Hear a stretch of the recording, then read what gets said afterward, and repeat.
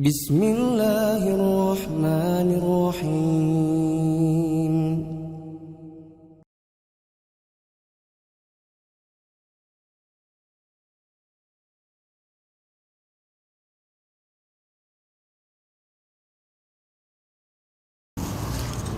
Assalamualaikum warahmatullahi wabarakatuh. Bismillahirrahmanirrahim. Alhamdulillahi hamdan katsiran tayyiban mubarakan kama yuhibbu rabbuna wa yardah. Wassalatu wassalamu ala Rasulih Muhammadin wa ala alihi wa sahbihi wa man sara ala nahjihi ila yaumil qiyamah wa ba'd. Jamaah azani Allah wa iyyakum. Alhamdulillah di pagi hari ini kita bisa berkumpul kembali meneruskan kajian yang insya Allah pada kesempatan ini kita akan melanjutkan kajian surat Al-Ikhlas. Mudah-mudahan dalam kajian ini nanti kita bisa mendapatkan ilmu yang bermanfaat, ilmu yang bisa menuntun kita mendekatkan diri kepada Allah Azza wa Jalla. Marilah sebelum kita mulai kajian ini, kita baca terlebih dahulu bersama-sama untuk mempelajari cara bacaan dalam Al-Quran, terutama surat Al-Ikhlas ini. A'udzu billahi minasy syaithanir rajim.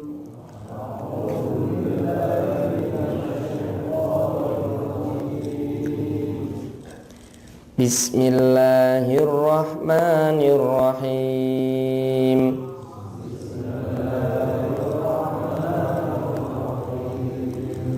Qul huwallahu ahad.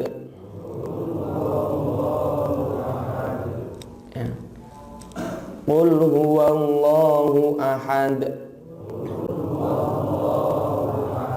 Jadi kalau lafaz Allah itu jangan panjang-panjang, karena itu hanya 2 harokat ya. Jadi qul huwallahu ahad kepanjangan ya, atau qul huwallahu ahad itu kependekan ya. Jadi 2 harokat. Qul huwallahu ahad. Allahus samad. Allah ya, jangan Allah ya. Nah, sama seperti kul huwa, jangan kul huwa. Orang Jawa kita sering membaca kul huwa Allah, kul huwa gitu ya, padahal huwa ya, kul huwa Allah ya. Allahus samad.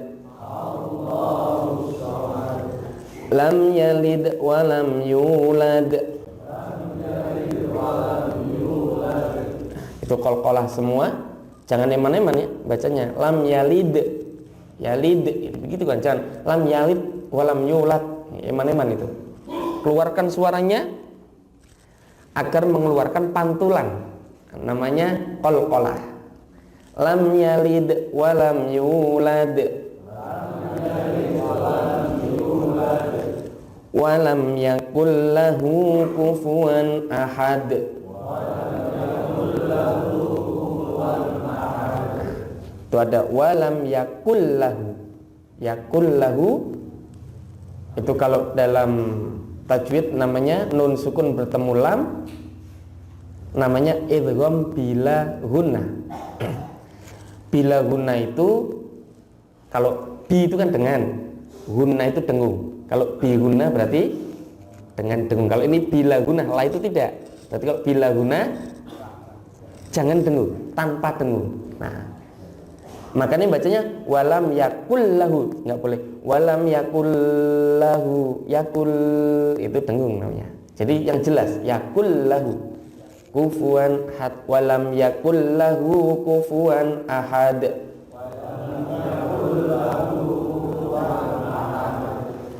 Jelas ya? Saya agak sedikit flu ini. Kita ulangi lagi. Bapak-bapak bisa perhatikan di tulisan itu ya, kelihatan segitu. Kalau kurang besar saya zoom lagi nanti. Qul huwallahu ahad. Allahus samad. Lam yalid wa lam yulad. Wa lam yakul lahu kufuwan ahad. Ya. Saya kira ada yang mau nyoba baca atau gimana? Gimana?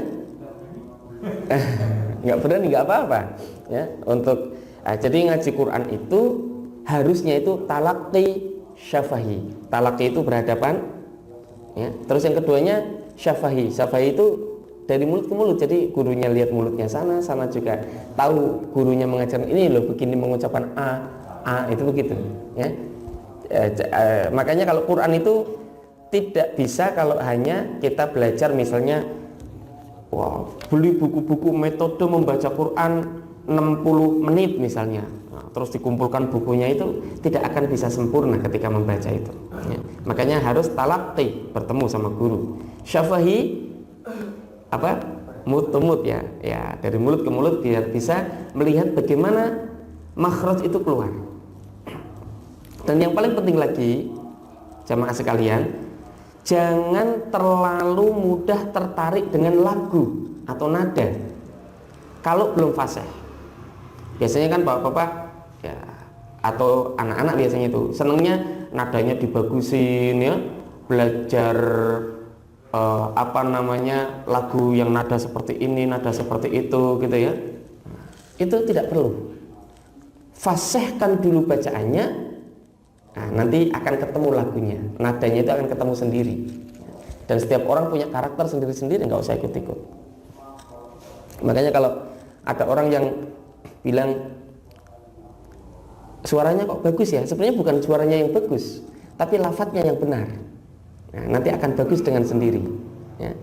Nah, kalau yang bagus-bagus suaranya terus meliuk-liuk ternyata makhrajnya nggak benar, itu malah aneh nanti didengarkan ya. Nah, coba latihan fasohah dulu, tahsin biar bagus lisannya, baru nanti lagu akan ketemu dengan sendirinya. Manusia punya keterbatasan sendiri-sendiri ya. Tapi ketika sudah menemukan makhraj yang bagus, nanti dia akan menemukan nada yang sesuai dengan karakternya ya. Nggak bagus kalau misalnya ada orang tua gitu, baca Quran terus pakai nadanya yang anak-anak itu, yang siapa itu yang yang Junaid itu, anak kecil itu kan lucu, orang tua kok pakai nada kayak gitu, nah, gitu ya. Cementeng ya, nggak pantas ya. Makanya nggak usah terlalu yang seperti itu. Fasihkan saja bacaannya. Nah, karena Rasulullah Shallallahu Alaihi Wasallam ketika ditanya wa kaifa yaqra'ul Quran kana yaqra'uhu mutarattilan. Rasulullah itu membaca Al-Quran dengan tartil. Tartil itu satu-satu. Kira-kira ya seperti yang kita baca tadi, kira-kira begitu. Kemudian yang kedua, bahwa Rasulullah itu kana yaqra'uhu ayatan. Rasulullah itu kalau baca Al-Quran itu per ayat begitu. Jadi ayat itu memang tujuannya untuk berhenti, katakanlah terminal lah begitu. Sehingga jangan, barangkali yang ada yang masih terbiasa baca begini, wal asr innal insana lafi khusrin illa gitu ya, illal ladzina amanu. Berhentilah di lafi khusr begitu. Illal ladzina amanu itu ada ayat. Itu di Atin juga ada ya. Laqad khalaqnal insana fi ahsani taqwim tsumma radadnahu asfala safilin. Udah berhenti di situ, jangan safilina illa ladzina. Dan itu kurang bagus. Baik. Kita masuk ke, nggak ada yang baca ini ya. Sudah saya tawarkan. Ini berarti kalau yang tua malu sama yang muda grogi sama yang tua. Akhirnya nggak maju semua. Nggak apa-apa wes. Bismillahirrahmanirrahim. Qul huwallahu ahad. Qul, katakanlah, ucapkanlah, yakinkanlah, jadi ikrarkanlah. Ini seperti dulu yang pernah saya sampaikan bahwa kul itu umum. Ayat ini turun memang untuk Rasulullah, tapi ditujukan kepada semua umat Rasulullah untuk menyatakan bahwa huwa Allah, dia adalah Allah. Ketika ada orang yang tanya, zaman itu tiap hari sholat itu yang disembah siapa? Qul huwallahu ahad, saya menyembah Allah yang maha ahad. Orang-orang musyrik dulu pada bertanya, wahai Muhammad, kamu itu ngomong katanya Rasul, siapa yang mengutus kamu? Qul Allahu ahad. Ketika orang bertanya lagi, qul a'udzu birabbin nas, qul a'udzu birabbil falaq, gitu. Aku katakanlah aku berlindung kepada yang mengatur manusia, ya. Aku berlindung kepada yang mengatur sang pencipta. Kamu ngomong sang pencipta itu siapa? Huwa Allahu, dia adalah Allah. Jadi Allah itu sudah memproklamirkan diri bahwa namanya itu adalah Allah. Ya. Makanya ada orang yang bilang itu, dari mana kamu tahu kalau Tuhan kamu tiba-tiba namanya Allah? Allah itu tidak pernah menyebut dirinya namanya Allah, katanya begitu. Ada yang pernah bilang begitu? Dengar? Tidak, Allah sudah memproklamirkan diri bahwa qul huwallah, qul huwa Allah, dia adalah Allah. Gitu. Jadi Tuhan yang kita sembah, Tuhan yang kita pinta, Tuhan yang kita yakini, yang kita tauhidkan, itu bukan lain adalah Allah. Menamakan dirinya namanya Allah. Nah, gitu. Berbeda sama agama-agama lain yang punya sebutan-sebutan tersendiri, ya. Tidak, kalau kita orang Muslim, yang kita maksud Tuhan yang kita sembah, Tuhan yang mengatur alam semesta, yang dimaksud oleh kita itu adalah Allah. Kemudian qul huwallah dikasih sifat ahad. Ada perbedaan antara ahad dan wahid. Ini dalam gramatikal bahasa Arab, ya.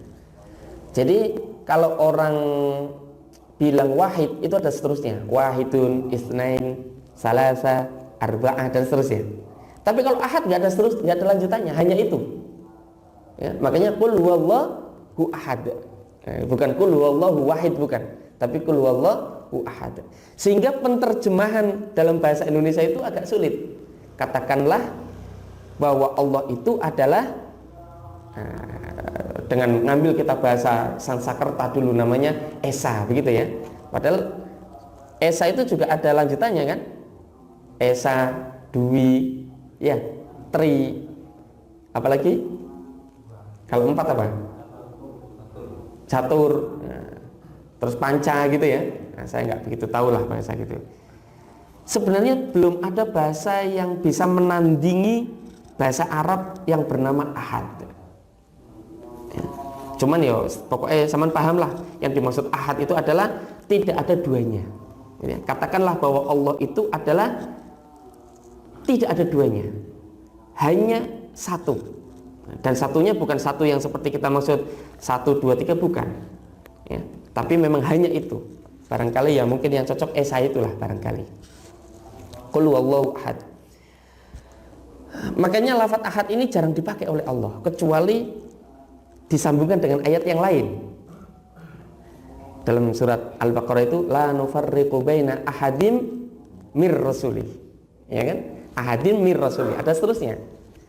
Dalam ayat lain wa in ahadun minal musyrikinas tajaroka, ya. Jadi ahadun ada lanjutannya, enggak ahadun saja. Tapi kalau di sini qul huwallahu ahad, sudah tidak ada lanjutannya. Allah itu memang bukan number one, bukan. Allah itu memang Esa. Saya nggak tahu untuk mewakili bahasa ini apa. Mungkin tidak bisa diungkapkan dengan kata-kata, tapi harus bisa kita yakini dalam hati. Ya. Nah itu. Qul huwallahu ahad. Mungkin kalau diterjemahkan dengan bahasa itu tidak akan terwakili. Tapi harusnya kita meyakini bahwa Allah itu adalah ahad. Ahad itu ada di dalam hati kita. Gitu ya. Kemudian ayat yang selanjutnya Allahus Samad. Allahu As-Samad. As-Samad itu kalau terjemahnya tempat bergantung. Tapi yang dimaksud As-Samad itu adalah segala sesuatu yang manusia atau makhluk itu butuh dengannya. Maka kita minta kepada As-Samad itu. Allah huwa As-Samad. Allah itu adalah tempat sumber dari segala yang dibutuhkan oleh makhluk. Yang namanya makhluk itu pasti butuh. Minimal butuh makan. Ya. Kita butuh, manusia butuhnya banyak. Udah dikasih sehat, ya kan, masih ngeluh. Padahal dia masih bisa nafas. Sudah bisa nafas, masih ngeluh. Padahal dia bisa berjalan, masih bisa jalan. Dia mengeluh, padahal dia bisa duduk. Alangkah sakitnya kalau orang nggak bisa duduk ya. Orang sudah bisa duduk masih mengeluh. Tapi semua kebutuhan dari makhluk itu ada pada Allah. Makanya Allah disebut As-Samad. That tempat untuk bergantung, meminta, mencurahkan segala keinginan, memohon kepada segala kebutuhan, itu namanya As-Samad. Nah ini yang kadang kita lupa. Kita punya Allah, tapi somatnya enggak kepada Allah. Gara-gara usahanya agak susah dikit, wah mulai deh ya, nyari ke Gunung Semeru. Ternyata Gunung Semeru jeblok duluan. Ya. Konsultasi kepada katanya orang pintar, padahal dia baca Al-Quran saja nggak bisa. Ya. Akhirnya dia sebenarnya bodoh. Lah yang minta lebih bodoh lagi kan gitu ya. Nah, cuman begitulah ya. Kecenderungan manusia itu ketika dia butuh, kadang akal sehatnya itu sudah tidak normal lagi, tidak berjalan dengan baik, sehingga dikira kayak orang mau tenggelam, tidak perlu menunggu pelampung ya, akar pun jadi kan begitu. Gitu. Makanya manusia selama masih kita punya iman, kendalikan iman itu dengan pikiran. Ya. Allahus Samad. Kita minta kepada Allah yang maha tempat untuk segala kita minta kepadanya. Ketika sakit, wa idza maridtu fahuwa yashfin. Kalau kita sakit, maka sesungguhnya Allah yang menyembuhkan. Kalau dokter bukan menyembuhkan tapi mengobati. Yang menyembuhkan Allah. Petani itu bukan menumbuhkan tapi hanya menanam. Afara'aitum ma tazra'un a antum tazra'unahu am nahnu zari'un. Apakah kalian yang menumbuhkan? Tidak, kamu hanya menanam, tapi yang menumbuhkan Allah. Ya. Gitu. Ketika kita fakir, yang menjadikan kaya itu Allah, bukan usaha kita sendiri. Ya. Kita kan hanya manusia berusaha nyari ke sana ke sini, ke sana ke sini, lah yang memberikan rezeki Allah. Makanya ada orang bisnis tender sudah di depan mata, tinggal ting gitu ya, ternyata gagal. Ya, banyak ya, nah, gara-gara hal yang sepele. Makanya kita pasrahkan kepada Allah. Tapi jangan, kalau orang yang punya tauhid yang bagus, jangan kecewa. Karena rezeki itu Allah yang jamin. Ya, rezeki itu Allah yang jamin. Kadang masih, aduh Pak, untuk rezeki nggak jadi. Barangkali Allah mengganti dengan rezeki yang lebih besar dari itu. Kita nggak tahu. Misalnya apa itu yang batinnya banyak itu apa kira-kira?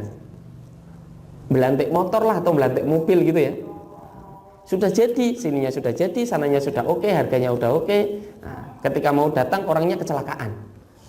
Mau survei orangnya kecelakaan. Akhirnya aduh nggak situ dapat rezeki saya. Salah kalau Saman ngomong gitu. Saman ngomong tidak jadi dapat untung gitu aja. Walaupun Allah bisa jadi memberikan untung yang lebih besar daripada Saman untung paling 100-200 ya. Di dalam nggak jadi untung 100-200, anaknya Saman kecelakaan.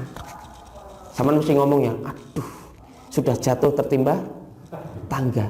Oh, Saman belum tahu. Anaknya Saman jatuh di rumah sakit, sedesa jenguk semua. Kalau orang kampung kan biasanya kalau jenguk ada tanda tangan ya, kok tanda tangan apa ya? Iya, buah tangan lah, kok tanda tangan ya, buah tangan gitu. Ternyata sakitnya nggak seberapa. Ketika dihitung saldonya masih banyak. Ya, misalnya ini saya satu contoh. Jadi dapat rezeki nggak? Dapat rezeki. Makanya kita jangan suudzon sama Allah. Udah husnudzon apa?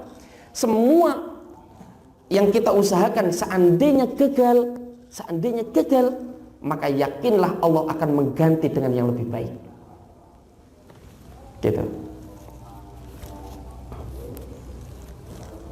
Saya dulu itu sebenarnya kan maunya ke Al-Azhar.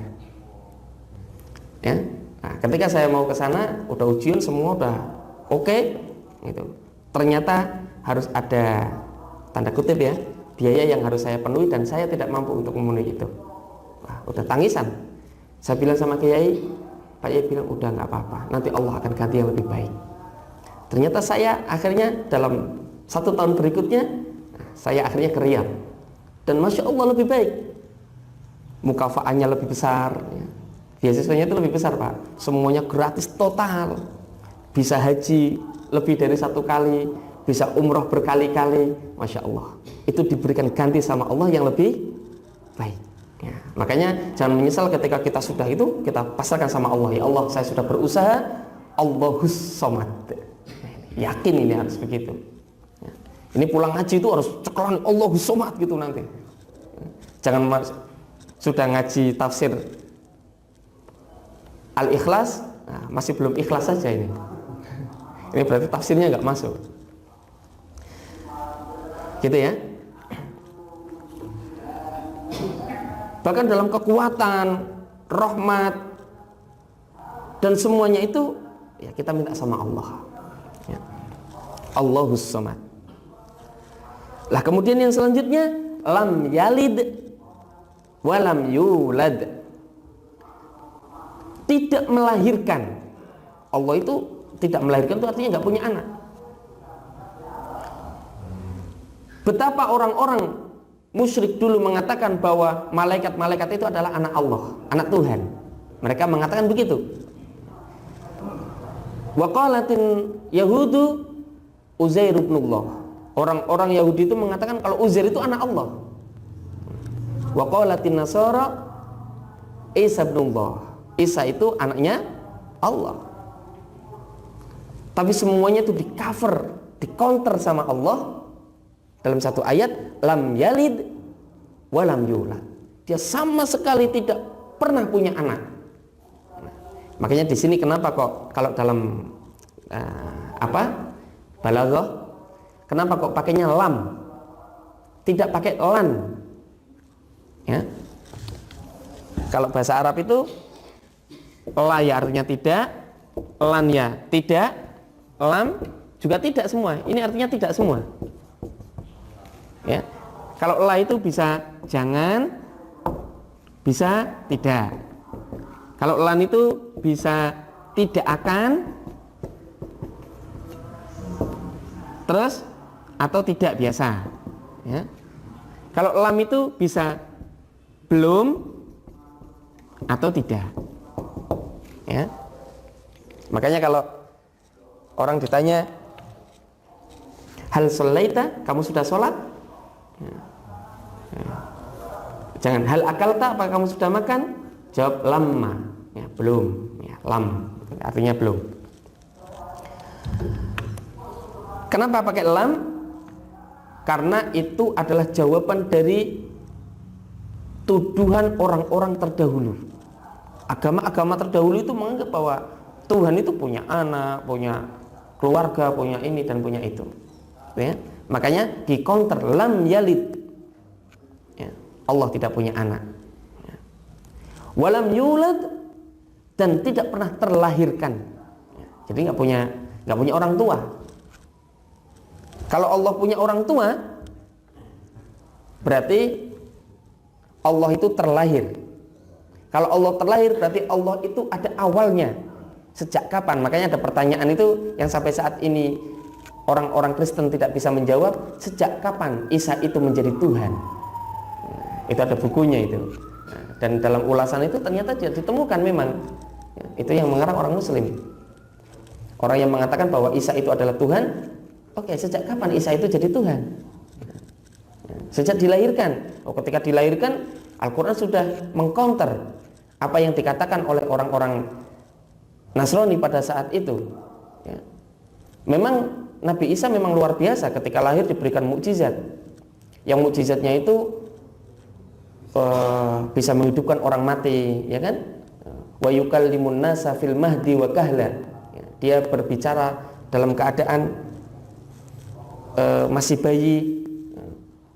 Wa yubri'ul akmaha wal abros, menyembuhkan penyakit yang belum ada obatnya, katanya lepra apa begitu ya. Kemudian wa yuhyil mauta, bisa menghidupkan orang mati. Makanya mereka menganggap gitu, ini memang anak Tuhan. Isa itu memang benar-benar anak Tuhan karena punya kelebihan yang luar biasa. Apalagi ditunjukkan dengan kisah bahwa Maryam pada saat itu sebagai wanita yang konon pada saat itu memang wanita yang tidak pernah bahkan melihat yang bukan mahram saja nggak pernah. Tiba-tiba datanglah malaikat datang ke kamarnya. Jadi Maryam itu memang sudah dipersembahkan oleh orang tuanya untuk mengabdi di dalam ketaatan agama. Gitu ya. Dia berada di mihrab, di masjid. Udah ada kamarnya tersendiri di situ dan tidak ada orang yang masuk kecuali Nabi Zakaria. Kullama dakhala 'alaiha Zakaria al-mihrab. Ketika Nabi Zakaria masuk ke dalamnya itu wajada 'indaha rizqa. Wah, banyak buah-buahan di situ. Kemudian bertanya, "Anna laki hadza?" Dari mana ini? "Hadza min indillah," kata. Qalat hadza min indillah. Ini dari Allah. Ya. Siti Maryam banyak itu buah-buahan yang tidak pada musimnya. Nah, Siti Maryam itu, Ibunda Sayyidah Maryam itu ketika didatangi oleh laki-laki yang tidak dikenal, kemudian malaikat itu mengatakan bahwa engkau akan hamil. Kau akan hamil. Beliau langsung bilang, "Anna yakunu li ghulamun wa lam yamsasni bashar." Bagaimana saya bisa punya anak? Saya tidak pernah tersentuh oleh seorang pun. Nah, coba bayangkan. Saya tidak pernah tersentuh oleh siapapun.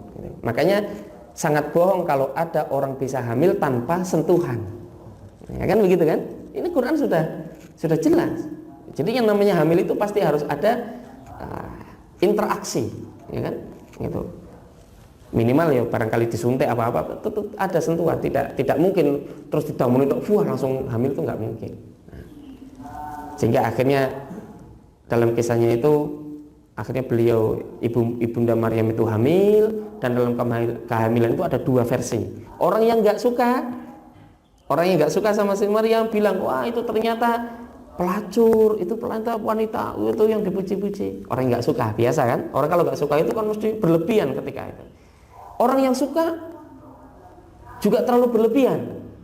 Gitu. Oh ini mengandung anaknya Tuhan, nah, gitu ya. Nah, bapaknya itu Jibril. Akhirnya ketika terlahir yang namanya seorang anak itu, saat orang-orang pada bertanya seperti itu, Siti Maryam tidak menjawab apa-apa. Udah tanya aja ini sama anak saya. Nah, pada saat kecil itu si Isa kecil sudah bisa menjawab pertanyaan sama orang-orang dengan berbicara. Itu namanya mukjizat, gitu ya. Bahkan pada saat itu lahirnya juga sendiri di bawah pohon kurma.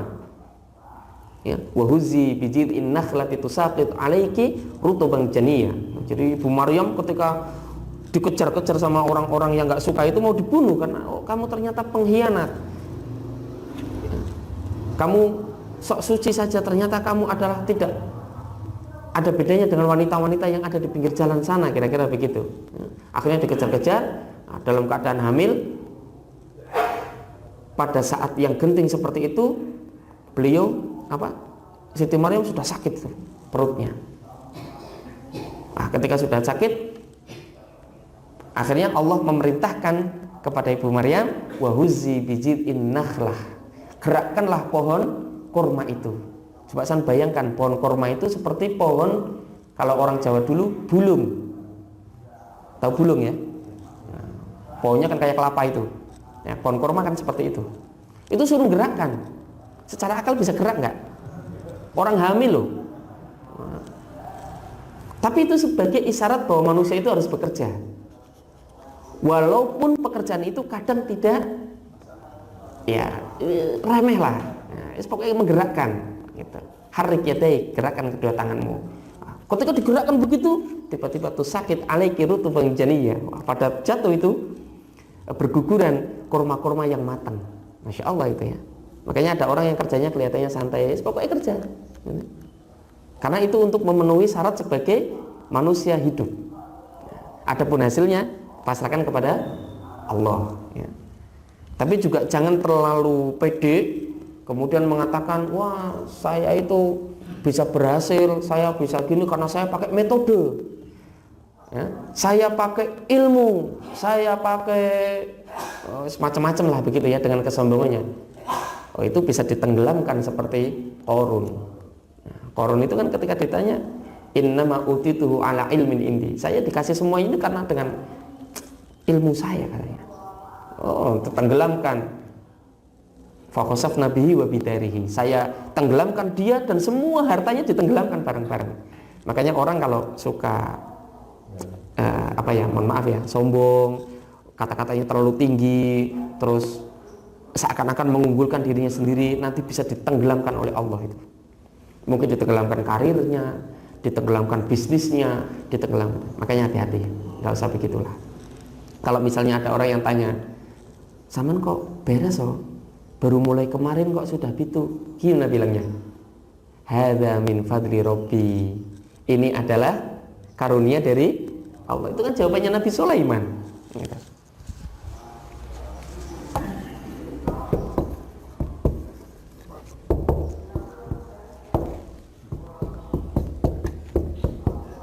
Ini adalah karunia Tuhanku. Nah, udah jawabannya itu udah jawaban paling rendah hati, khusyuk, tanpa masalah, tidak menyenggol kepada siapapun. Ini jawaban yang luar biasa. Kalau sampean ngomong, jenengan kok hebat ya, terus sama ngomong, iya aku, ya kan?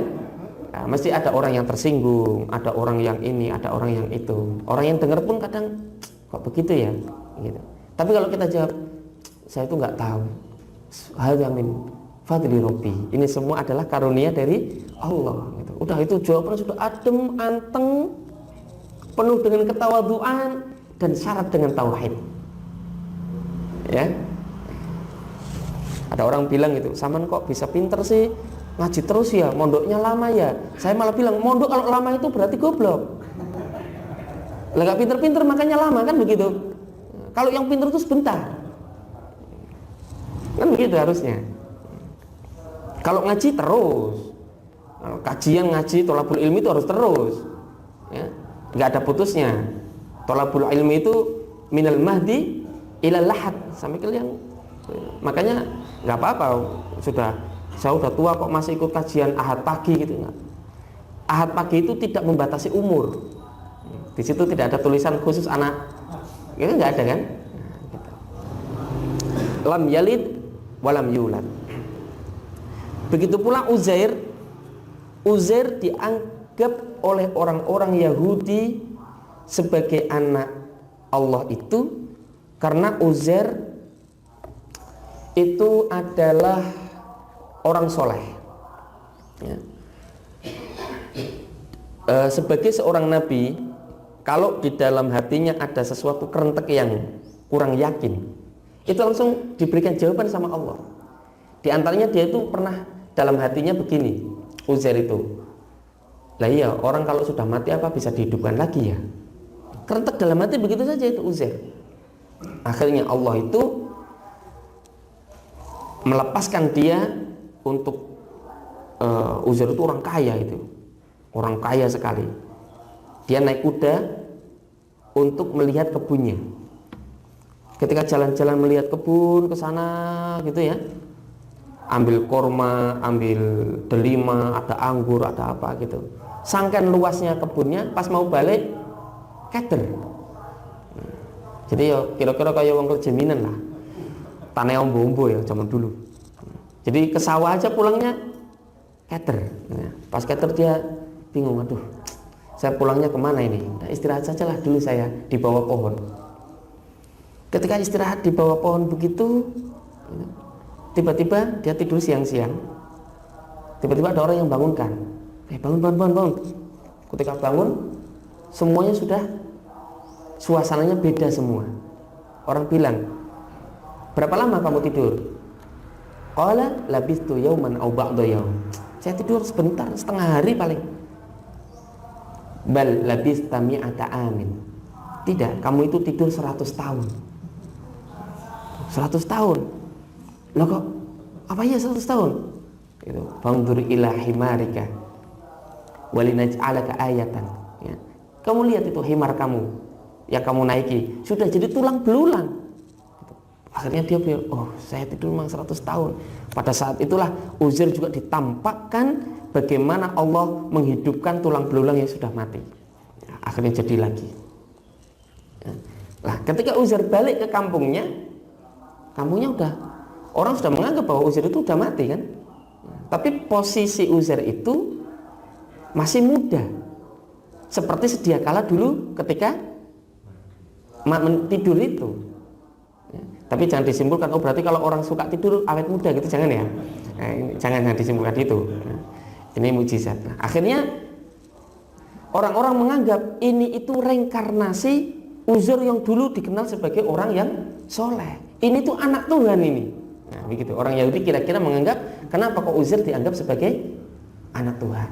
Nah, tapi itu dikonter sama kita orang Muslim bahwa lam yalid walam yulad. Kemudian ayat selanjutnya walam yakun, dan tidak ada lahu baginya kufuan, yang sepadan, ahadun, seorang pun. Ini kalau dalam bahasa Indonesia kan kayak bolak-balik susunannya. Tapi memang kalau di dalam bahasa Arab itu setiap ada taqdim wa takhir, ada yang didulukan, ada yang diakhirkan, walaupun sebenarnya bisa, ya, itu ada manfaat. Seperti iyyaka na'budu wa iyyaka nasta'in. Hanya kepadamu lah aku menyembah. Sebenarnya kan boleh.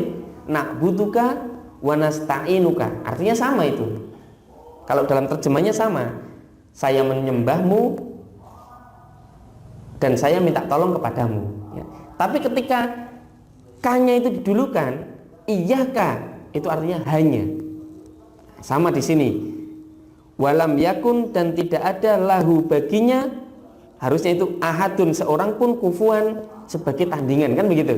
Tapi di sini tidak ada seorang, tidak ada yang menjadi tandingan seorang pun. Nah, gitu ya. Jadi sama sekali. Kufu itu, kufu, kalau orang mau nikah itu dianjurkan untuk kafa'ah. Kafa'ah itu apa? Setara. Ya. Kenapa kok harus setara? Karena dalam pernikahan itu walaupun sudah sama, nanti akan menemukan perbedaan. Makanya jangan terlalu gambling, terlalu berani dengan sesuatu yang awalnya itu sudah berbeda. Karena ketika nanti sudah berkumpul, di situ akan banyak perbedaan. Makanya diusahakan yang kafa, yang banyak persamaannya, minimal persamaan agama. Makanya sama nggak usah nyoba-nyoba deh. Katanya nikah sama orang ahlul kitab boleh. Imanmu sepiro? Syukur-syukur kalau sama nggak katut. Kan gitu kan? Udah cari yang aman aja. Orang muslim, sama-sama muslim muslimah. Gitu ya? Nah, secara nanti dicari lagi secara ekonomi barangkali ya enggak dinyek banget lah, cari yang setara. Wong sampean orang kurang begitu mampu, jangan cari yang kaya, nanti dikiranya kayak kalau Pak Dompleng, kan begitu. Kan gitu kan? Nah, nanti suatu saat ketika ada permasalahan, apalagi yang kaya perempuannya, yang laki-lakinya miskin, ketika Jadi percecokan, nanti perempuannya akan ngomong, kamu kesini datang hanya nggak bawa, wah kan begitu, nggak enak kan? Pak dicerai kok anak ewe sake, orang dicerai kok ngomongin nang hati, dong kan begitu. Itu diantaranya kenapa kok diantara nikah itu harus ada kufu. Saya nggak bahas nikah lah, saya bahas kufunya ini. Ya. Jadi Allah itu sama sekali tidak ada tandingan yang sepadan dengan Allah, itu nggak ada. Bahkan seandainya ada orang ngomong, itu kan Allah itu punya sifat Ar-Rahim, sayang. Lah manusia kan juga punya sayang. Sayangnya Allah sama sayangnya manusia itu beda. Sayangnya manusia itu terbatas. Ya, sama-sama sayang sama anak ketika kecil sayang banget, sudah semakin besar sayangnya sudah lain, tidak seperti ketika masa kecil. Ya kan? Tapi kalau sayangnya Allah kepada makhluk, sayang yang tanpa batas. Allah Aziz, Aziz itu maha mulia. Nah, itu ada Pak Lurah, Pak Camat, Pak Bupati mulia. Mulia kan pasti ketika jabat tanda tangannya payu. Ketika sudah selesai biasa. Tapi kalau Allah, aziznya Allah, mulianya Allah, la nihayatalah wala bidayatalah. Tidak ada awalnya dan tidak ada akhirnya. Itu makanya beda ya. Tidak ada bandingannya itu Allah. Nah, semua asma Allah itu apa? Ya, dari 99 asma itu termasuk sifat-sifat Allah, semuanya itu tidak ada yang sama, tidak ada yang membandingi satu makhluk pun. Orang Mu'tazilah, orang-orang Mu'tazilah itu berkata bahwa berarti kalau Allah itu sifatnya banyak, biasanya kalau sifatnya banyak itu jumlahnya juga banyak. Bagaimana bisa satu benda yang punya sifat bertentangan, panjang dan pendek, bisa nggak? Hitam dan putih, bisa kan? Manusia itu orang, ada orang bilang itu, saya tadi ketemu orang yang gimana? Yang orangnya putih, yang putih motone maksudnya. Tapi kan tengahnya hitam, kan begitu. Panjang pendek, panjang misalnya yang panjang kakinya, tangannya nggak begitu panjang, atau badannya yang panjang gitu. Satu sifat yang bisa berkumpul sebenarnya. Sehingga Allah sendiri itu punya sifat walaupun seakan-akan berlawanan, tapi itu bisa berkumpul kepada satu sifat yang ada pada Allah Azza wa Jalla. Itu. Jamaah azanillahu wa iyyakum. Itu makna dari qul huwallahu ahad. Sekarang kemudian apa fadilah dan manfaat dari surat Al-Ikhlas? Pertama penamaannya dulu. Kenapa kok dinamakan Al-Ikhlas? Ikhlas itu artinya jadi begini, jamaah sekalian. Bahasa Indonesia ketika menerjemahkan Arab sering sekali kurang pas. Dan memang ya seperti tadi saya bilang ahad saja itu kan sulit kalau dibahasakan bahasa Indonesia ya. Kita hanya mengambil pakai bahasa yang paling terdekat. Seperti ridho. Ridho bahasa Arab sama ridho bahasa Indonesia kan beda. Kalau ridho bahasa Indonesia itu apa ridho itu? Ridho rela. Ada satu hadis begini. Ayyumma imra'atin matat wa zawjuha radin anha dakhalatil jannah. Seorang wanita yang mati dan suaminya rela, maka dia masuk ke surga. Nah, saya pernah baca begitu. Wong guyu kabeh, yo rela bae gitu. Wong urung mati wis dinteni, katanya gitu. Loh. Rela ridho yang dimaksud dalam ini bukan ridho bahasa Indonesia. Dalam ayat Al-Quran surat Ad-Duha, gimana itu? Wala saufa yu'tika rabbuka fatardo. Allah akan memberimu wahai Nabi Muhammad sehingga kamu ridho. Ridho itu artinya puas, senang. Jadi diberi, dia merasa puas. Nah, seperti orang ikut layanan umroh atau gitu, kemudian sama birunya itu dia puas, itu namanya ridho ya. Jadi ridho bukan ridho bahasa Indonesia yang itu ya. Lah begitu pula ikhlas. Ikhlas itu kalau di kita kan sampun ikhlas pura gitu ya. Habis ngasih terus bilang ikhlas apa enggak gitu. Padahal yang dimaksud ikhlas itu adalah tulus, kemurnian. Jadi tidak ada tendensi apapun, itu ikhlas. Makanya ketika kita mengatakan Allah adalah Esa, tidak punya makhluk lain, maka kita dalam hati harus tulus mengucapkan itu. Ya. Tidak syirik, tidak mempercayai bahwa ada tendensi lain, tidak percaya bahwa berarti saya bisa begini itu karena usaha saya. Memang semuanya itu dari Allah mutlak, murni, gitu ya. Itulah namanya ikhlas. Makanya ayat ini dinamakan suratul Ikhlas, surat Al-Ikhlas. Nah, memang namanya beda. Kalau surat-surat lain itu sesuai sama penamaan. Ya. Misalnya sebutkan surat Ad-Duha, wad-duha wal-laili idza saja. Surat Asy-Syams, wasyamsi wadduhaha wal qamari idza talaha. Surat Al-Ghasyiyah, sabbihisma rabbikal a'la. Terus terusnya, alladzi khalaqa fasawwa. Hal ataka haditsul ghasyiyah, begitu ya. Sebutkan surat Al-A'la, hal ataka sabbihisma rabbikal a'la. Sebutkan surat Al-Ikhlas, Al-Ikhlas. Namanya beda. Kenapa dinamakan Al-Ikhlas? Karena ini adalah sebuah ketulusan yang di dalam hati, kita mentauhidkan kepada Allah dan menghilangkan semua kesyirikan dan kepercayaan-kepercayaan lain. Makanya dinamakan Al-Ikhlas. Lah, di dalam urutan Al-Quran ada tartib nuzuli yang dulu saya sampaikan, urutan yang sesuai dengan ayat nuzul. Ada tartib usmani, tartib yang ada di dalam Al-Quran seperti ini. Kenapa kok tartibnya itu setelah Al-Ikhlas, kemudian Qul a'udzu birabbil falaq, kemudian Qul a'udzu birabbin nas? Karena sebelum kita minta tolong sama Allah, a'udzu birabbil falaq kan kemarin sudah kita bahas ya, kita berlindung kepada zat yang mencipta. Qul a'udzu birabbin nas, kita berlindung kepada pengatur manusia. Sebelum kita minta tolong sama Rob tadi itu, Rob yang kita pinta itu, maka ikhlaskan dulu di dalam hati bahwa tidak ada yang bisa menolong kecuali hanya Allah. Itulah manfaatnya. Kenapa kok al-ikhlas dulu? Karena hatinya harus yakin dulu. Masa mau minta tolong kita nggak yakin sama itu? Kalau kita mau berdoa sama Allah saja itu harus yakin dulu sama Allah. Ya. Jangan kita mau minta sama Allah, amin, kita minta sama Allah, tapi hati kita itu ngeranyang. Lah iya pernah dihibur sih. Mental zaman kayak gitu. Makanya ketika ada sahabat yang berdoa begini, Allahumma inni as'aluka bi anni asyhadu an la ilaha illa antal ahadus samad alladzi lam yalid wa lam yulad wa lam yakul lahu kufuwan ahad. Doanya begitu. Ya. Allahumma inni as'aluka, ya Allah saya minta kepadamu, bi anni asyhadu, bahwa saya bersaksi alla ilaha illa anta, tidak ada sesembahan kecuali engkau, al ahadus somad, yang maha esa dan maha untuk diminta, alladzi lam yalid walam yulad, yang tidak melahirkan dan tidak dilahirkan, walam yakul lahu kufuwan ahad, dan tidak ada sama sekali yang menyamainya.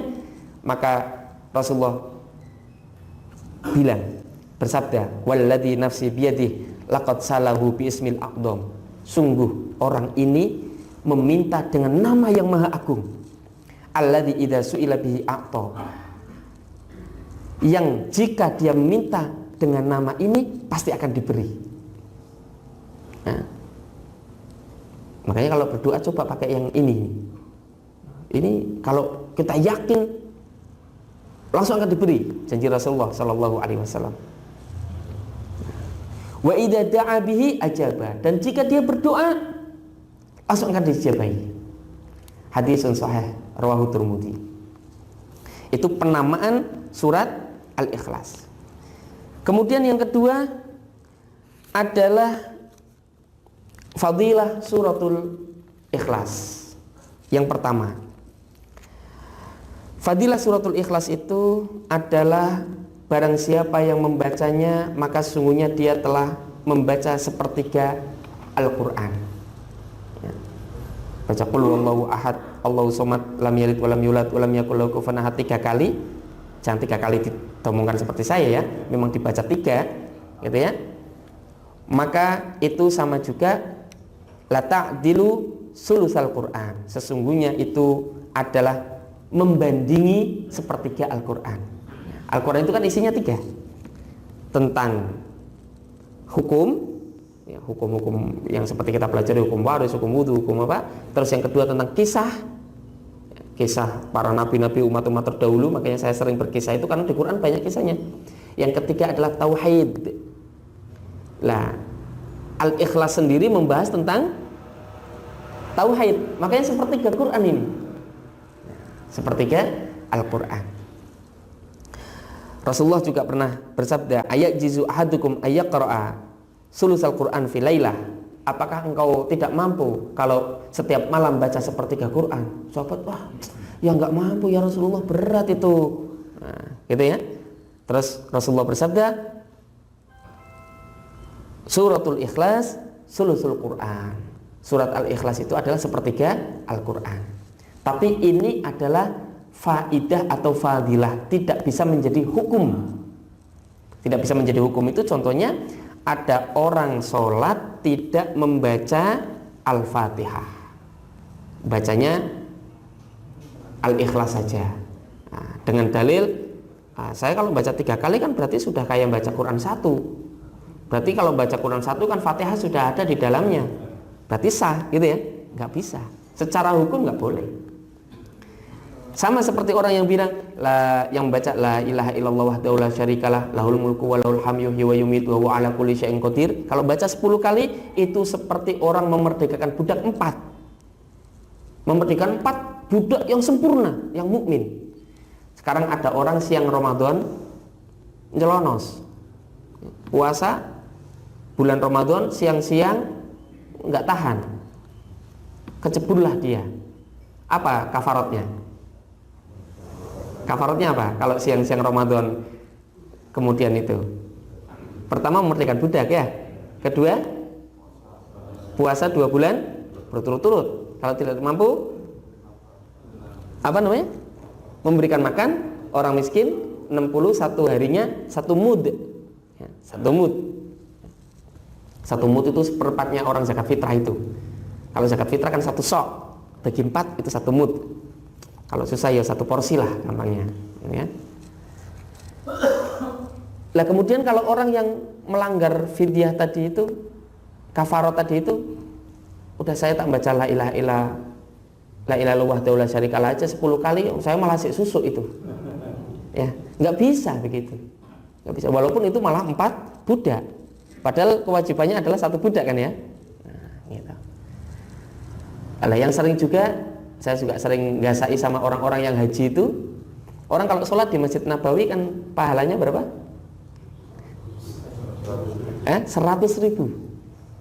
1.000 bukan 100.000 ya. Kalau di Masjid Mekah itu 100.000 di Masjidil Haram. Kalau di Masjid Nabawi 1.000. Kalau di Masjidil Aqsa 500 ya.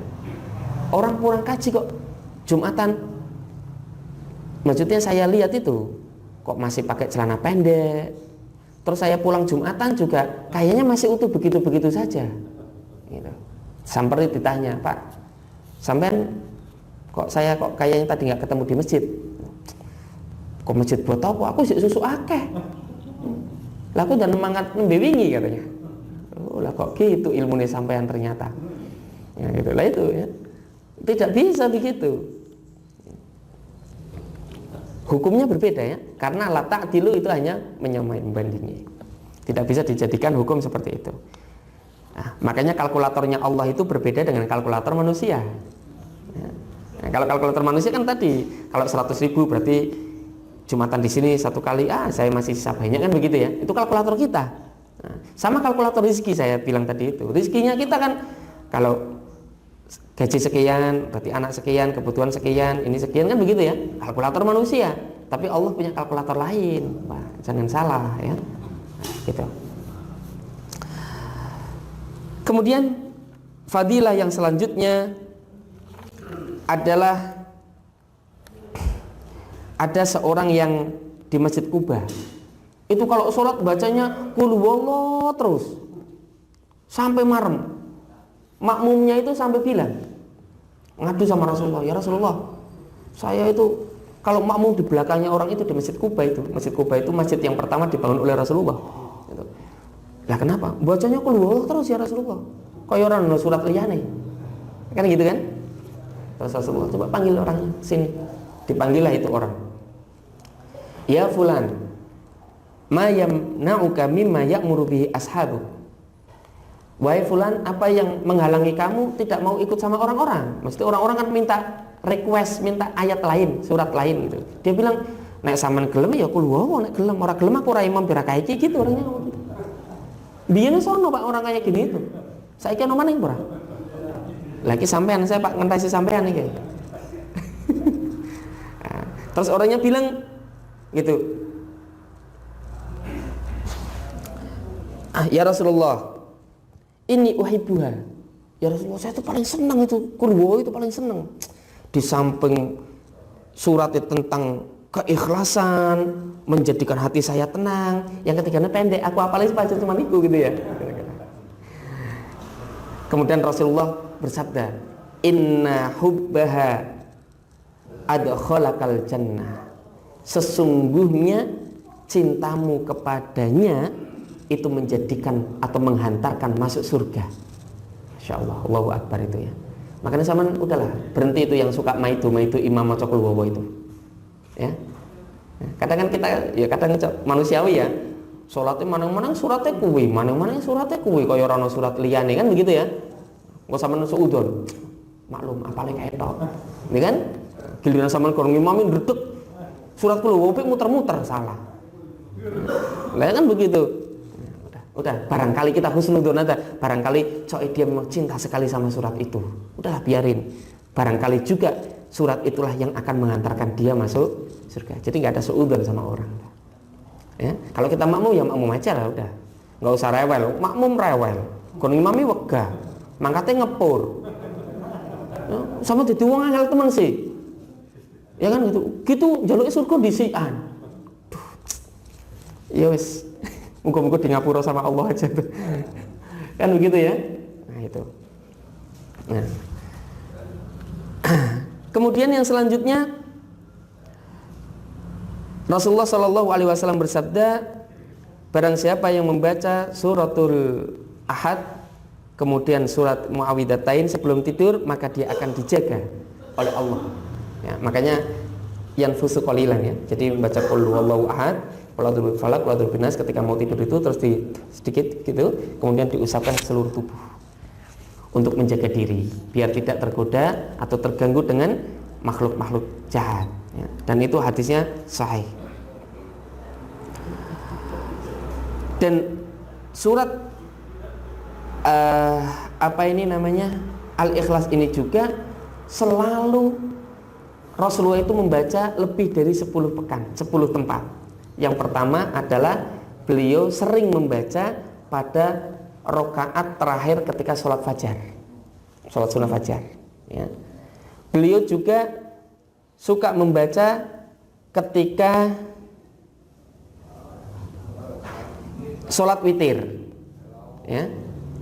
Kemudian beliau suka membaca ketika sholat sunnah tawaf. Jadi kalau habis tawaf itu sunnah untuk sholat 2 rakaat. Yang keduanya Rasulullah suka membaca pakai surat Al-Ikhlas. Yang ketiganya Rasulullah sering membaca setelah maghrib ya, untuk itu apa namanya rakaat kedua setelah maghrib itu.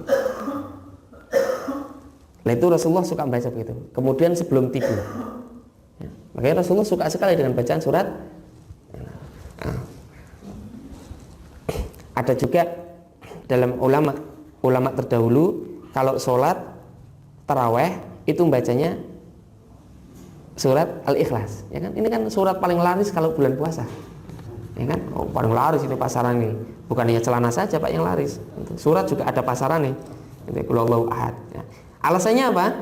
Alasannya karena di situ takhfifan alal makmun, untuk meringankan kepada makmum.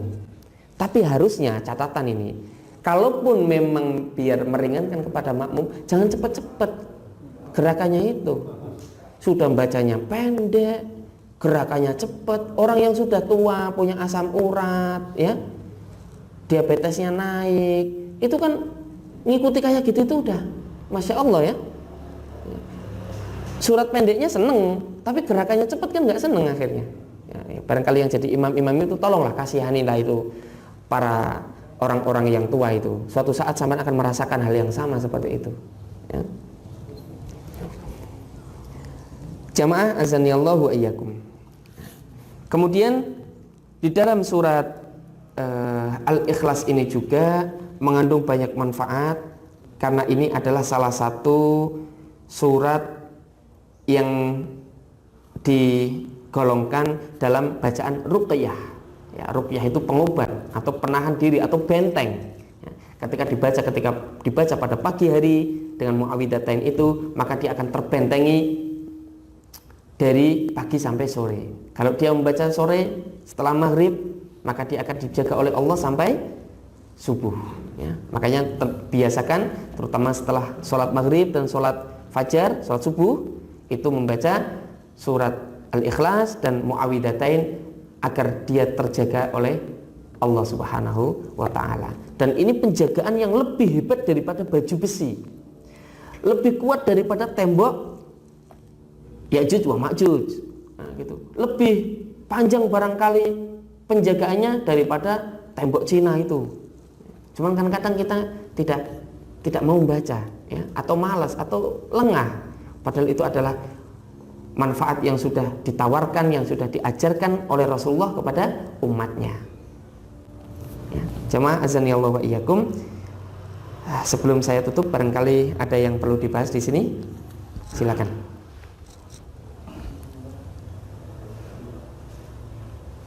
Assalamualaikum warahmatullahi wabarakatuh. Waalaikumsalam warahmatullahi wabarakatuh.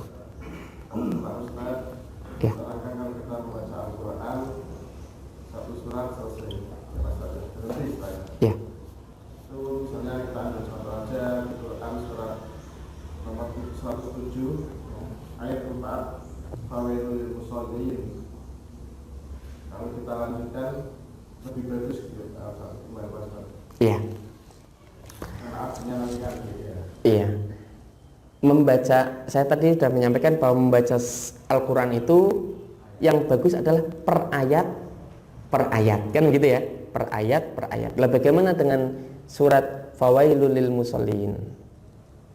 Yang penting dilanjutkan, jangan fawailul musholin, celakalah bagi orang-orang yang sholat kemudian ruku. Masih ada lanjutannya enggak? Lanjutkan, fawailul lil musholin alladzina hum an sholatihim sahun. Enggak apa-apa. Enggak misalnya apa namanya? Enggak dilanjutkan enggak apa-apa. Tidak harus, saya katakan tidak harus fawailul lil musholin alladzina hum an sholatihim sahun, tidak harus. Tetap kembali kepada kaidah bahwa kana Rasulullah yaqra'ul Qur'ana mutarattilan ayatan. Ya, lah para ulama qurra, ulama ahli Quran itu mengantisipasi biar katakan ada orang ngaji, kalau ngaji kan satu ayat nanti selesai, satu ayat selesai begitu ya. Paling tidak memberikan peringatan biar kalau ngaji jangan berhenti di situ. Coba lanjutkanlah satu ayat lagi. Nah, kalau memang mau selesai begitu ya. Fawailul lil musallin alladzina hum an sholatihim sahun. Kalau mau berhenti di situ. Kan ada orang yang diajari itu susah. Kalau ngajar Al-Quran itu mungkin baru satu ayat begitu ya. Nah, begitu. Itu berhentinya jangan di situ. Ya. Kalau ngajar Quran itu tidak pernah banyak. Paling satu ayat, 3 ayat itu udah bonus itu kalau saya lagi bombong. Satu ayat. Makanya kalau orang bilang ngaji sama lama. Tapi kalau sudah lancar, wah, saya lepas sudah, saya dengarkan aja udah. Gitu ya. Cepat nanti satu lembar udah. Kalau sudah bagus begitu. Tapi kalau belum, ya memang harus satu ayat. Nah, jadi begitu ya Pak ya. Yang dimaksud tidak boleh berhenti itu adalah berhenti total dan tidak ada lanjutannya. Tapi kalau masih berlanjut nggak apa-apa. Ya. Baik, masih ada lagi? Silakan.